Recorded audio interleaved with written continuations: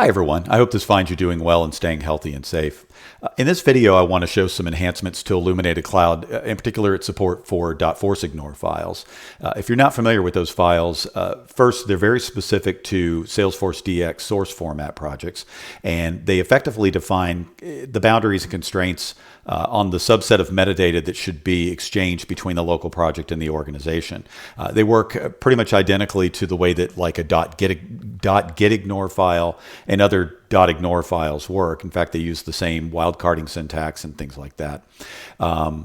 They're probably most prevalent in source tracked projects where you're working against a scratch org or a source track sandbox, and you're effectively trying to say, even if you see changes in the organization for these particular metadata types or instances, objects in those types, don't bring them down with the pool. And for local files, to say things like, this is a jest test and it only executes locally and it doesn't need to go to the organization, so don't even include it in a push. Or these are local static code analysis files, things like that.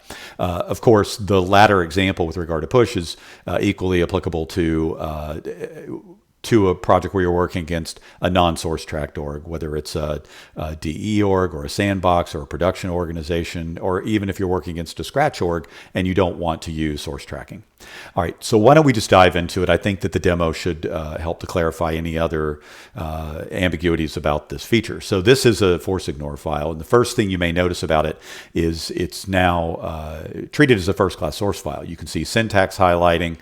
You can see that references are built out so that we can actually see the referenced files wherever the paths resolve to distinct files. We have code completion for the various paths. It basically is treated as a first-class entity. In fact, if we go in and take a look, it is a first-class file type. Now there's a forceignore file type with the .forceignore extension associated with it.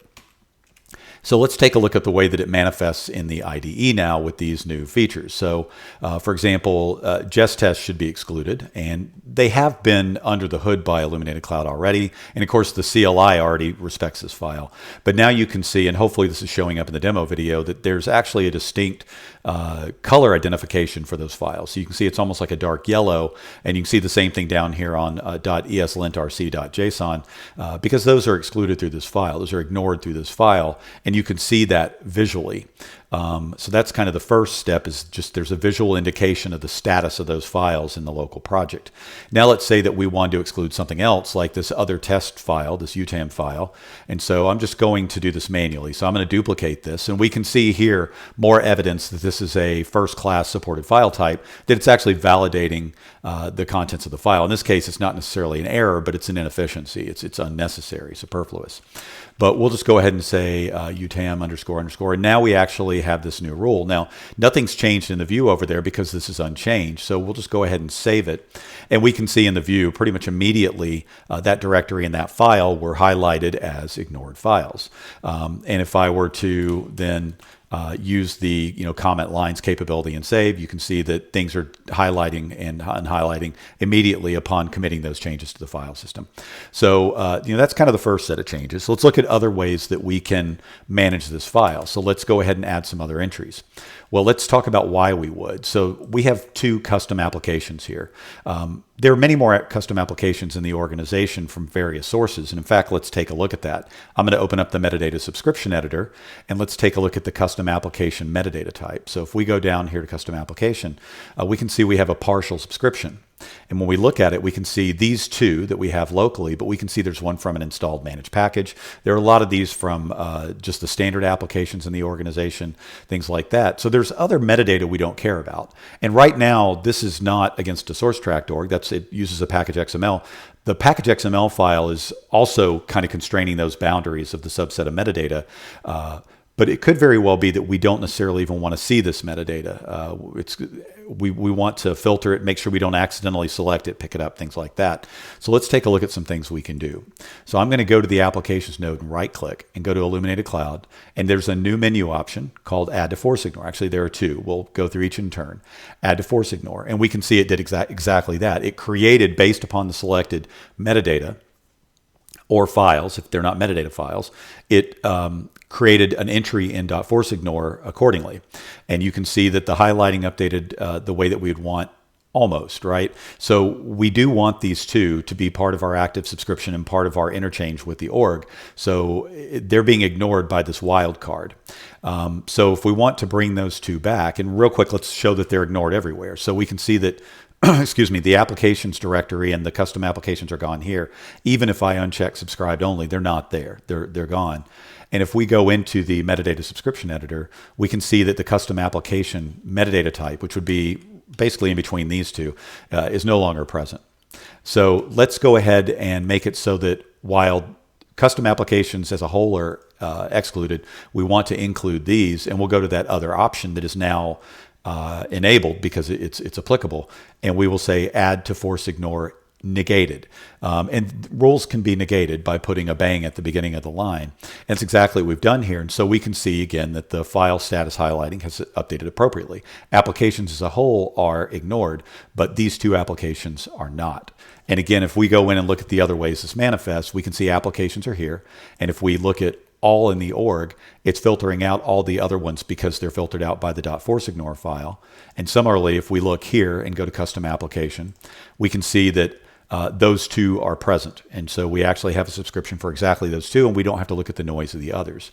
And it's not just from the project view that you can add to forceignore. You can do it here as well. So let's just say the AI application and AI application config, we want to ignore those. So we'll say add to forceignore. And you can see that they disappear here. And we'll look at the file in a moment and show that they're gone there. And then we'll go back over here, and let's say that we want all app menus and the lead assignment rule gone. So I'm going to right click on app menu, say add to forceignore. We can see that things change back here.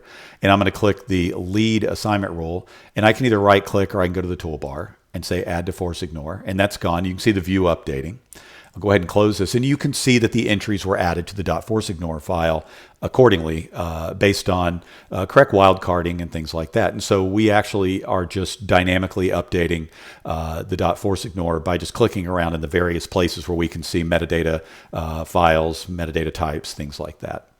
Now, if you didn't necessarily want to use this feature, it can be disabled. It's enabled by default. So if we go into the application level settings for Illuminated Cloud, and we go to the Salesforce DX tab, there's a new option, use forceignore, like I said, enabled by default, that can be turned off. Now, the two main reasons I would think that you would want to turn this off. The first is if for some reason there's a rather egregious bug in what I've implemented here, and it's keeping you from being able to do your work, or at least make it unpleasant to your work, then I would ask you to log a bug with an example of how to reproduce the issue. And while you're waiting for a fix, you can always turn this off. The other is if for some reason you don't want Illuminated Cloud filtering for .forceignore. Now the reality is that the CLI is still going to do that, and Illuminated Cloud engages the CLI for pushes and pulls. Most deploys, not ones that go through the tooling API, but most deploys and all retrievals. So the reality is that by disabling this here, you're disabling it from an Illuminated Cloud presentation standpoint, but the forceignore file is still being used by the underlying system. But let's look at what happens when you disable this. So if I disable this, what we should see is that these file status highlighting changes go away, and the options to add to .forceignore are no longer available in any of these tools. So it's missing here, and it's gone here. You can see that it's not available. So it effectively reverts it to the state that it was before the forceignore support was added, except for the file type. You can actually still have full access to the file type for managing these files, but the ability to manipulate this by clicking on nodes and saying add to forceignore toggled, those are gone. And the automatic filtering by these forceignore rules for the way that metadata types and objects are presented in the IDE, that will be disabled. And then, of course, if we turn it back on, again, I would like to hear that about any reason you feel like you need to turn it off. But if you turn it back on, then you're going to have correct application of .forceignore all up and down the tooling stack, from the the IDE and its features all the way down to the command line that was obviously already respecting that.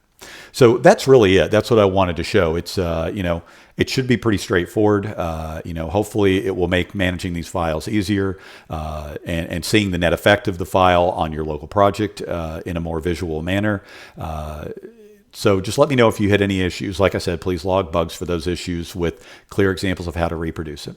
Otherwise, thank you very much for your time, and take care.